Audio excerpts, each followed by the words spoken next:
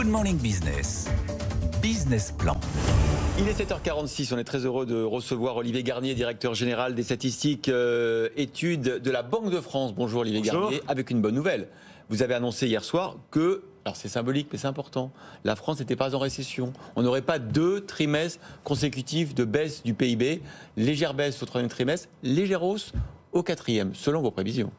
Alors, ce que nous dit notre enquête qui a été faite à la fin du mois de novembre, tout début du mois de décembre, c'est que l'activité tient bon en novembre-décembre.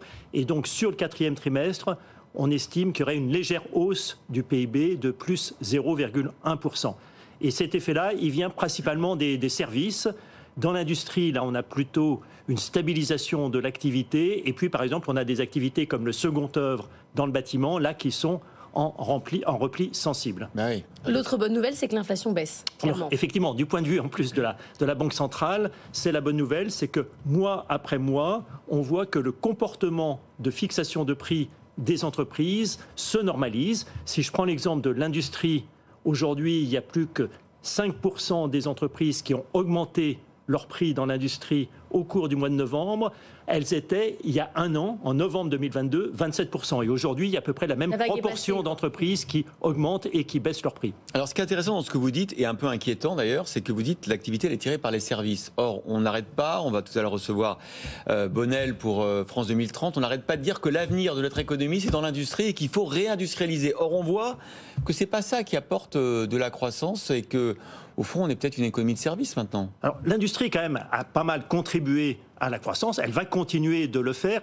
Ce qu'il faut aussi considérer, c'est que l'industrie est une activité plus cyclique que les services. Les services, c'est une activité, il y a une bonne partie des services, quand on pense dans le domaine des services à la personne, dans le domaine de la santé ou même des services aux entreprises, vous avez toujours besoin de quelqu'un qui audite vos comptes, quelle que soit la conjoncture. Dans l'industrie, c'est plus sensible au crédit, au coût du crédit, donc c'est des activités qui réagissent davantage. Est-ce que vous commencez à voir le bâtiment être clairement sous tension avec justement ces difficultés de crédit et cette crise de l'immobilier dont on parle? Alors, le bâtiment, c'est aussi une activité cyclique il y a eu, on sait, sur les transactions immobilières, sur la construction, il y a eu, pendant la période de taux qui était exceptionnellement bas, une activité élevée. Là, actuellement, on est dans un autre cycle.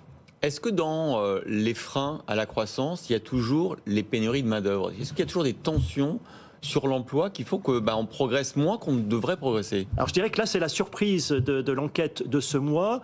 Le mois dernier, on avait eu une nette baisse pour la première fois des difficultés de recrutement. C'est-à-dire qu'on avait avant 49% des entreprises qui nous disaient faire face à des difficultés de recrutement qui pénalisaient leur production. C'était tombé le mois dernier à 44%. Et là, on reste accroché, on est à 45%. Oui. Ce qui est un peu surprenant alors qu'on commence à voir un peu des signes de tassement de l'emploi. On l'a vu dans les chiffres de l'INSEE pour le 3e trimestre.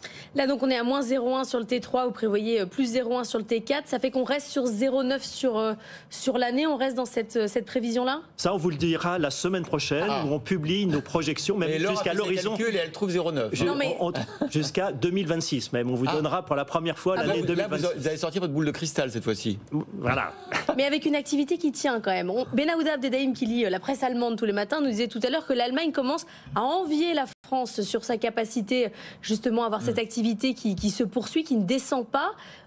Qu'est-ce qui fait quand même que cette activité française tient? Ce qui fait que l'activité française tient, c'est que, déjà, il y a la désinflation qui est en train de redonner du pouvoir d'achat aux ménages. Et même dans les comptes qu'avait publié l'INSEE pour le 3e trimestre, on voit que sur l'année 2023, il y aura des gains de pouvoir d'achat qui ne sont pas colossaux, mais il y a des gains de pouvoir d'achat pour les ménages. L'investissement, jusqu'ici, l'investissement des entreprises a aussi bien tenu. Donc la demande intérieure, si vous prenez d'ailleurs les chiffres du 3e trimestre, même s'il y a eu une petite baisse du PIB au 3e trimestre, de moins 0,1. En revanche, la demande intérieure hors stock, elle avait augmenté de 0,6% au 3e trimestre. Donc il y a une mécanique encore qui soutient l'activité. Alors on parle beaucoup de mondialisation, de démondialisation, on va parler dans un instant avec Jean-Marc Vittori. Quelle est justement la contribution du commerce extérieur à la croissance, aussi bien côté export que côté importation? Alors sur les derniers trimestres, elle a été plutôt légèrement positive. Là, on devrait plutôt rentrer dans une phase où la contribution de l'extérieur devrait un peu s'inverser, justement parce que la France a de la demande intérieure, et donc ça fait partie aussi du mécanisme de reprise. Mais ça veut dire qu'on va moins exporter dans les prochains trimestres ? Alors, les exportations, en plus, ça dépend pas mal de ce qui se passe du côté, par exemple, quand on a des ventes d'Airbus. Ça veut plutôt dire qu'on a une demande extérieure, malgré tout, qui n'est pas, pour le moment, qui n'est pas extraordinaire. Ouais. On a la Chine qui n'a pas redémarré comme on s'y attendait. Le reste du monde, notamment dans le monde émergent. Et puis, bien sûr, notre premier voisin, vous parliez tout à l'heure de l'Allemagne, notre premier voisin, l'Allemagne, qui est notre premier marché, reste encore dans une économie un peu léthargique.